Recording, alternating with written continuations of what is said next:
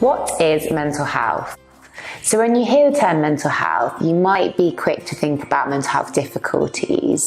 And people used to think of mental health in this way as somebody being either really well or somebody being ill, but actually that doesn't reflect what people's experiences are. We should be thinking of mental health as a continuum, and we can think about it in 2 dimensions.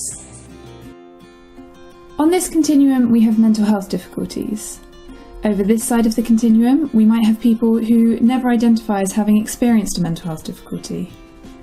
As we move towards the other end, you may find people who do feel they have personal experience, and maybe they have a specific diagnosis.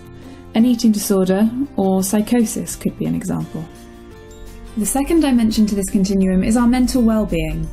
Well-being refers to how we are generally feeling about life, our ability to cope with the normal daily stresses, to be productive and to contribute to relationships, be those with housemates, with sports team members, or in an academic group project.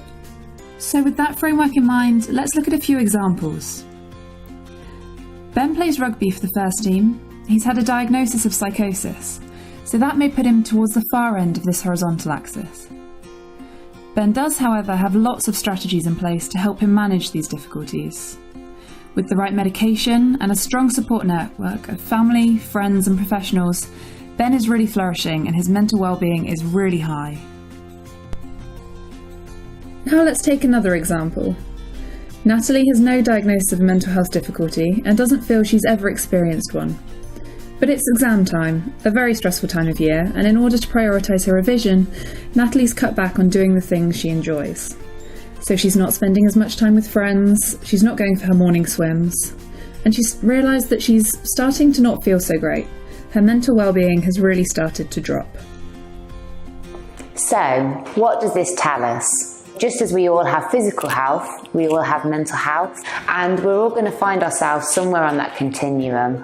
When you think about the range of factors affecting student mental health, student lifestyle, being away from home and friends, it's really clear that we can move around. We can recognise that we're all going to find things difficult at different points, so all need to be mindful of how we look after our own well-being. And I think the other part of it is it's a really powerful message that if you're coming to university with experiences of mental health difficulties, you can have the right support in place, the right strategies, be really flourishing and doing well in higher education.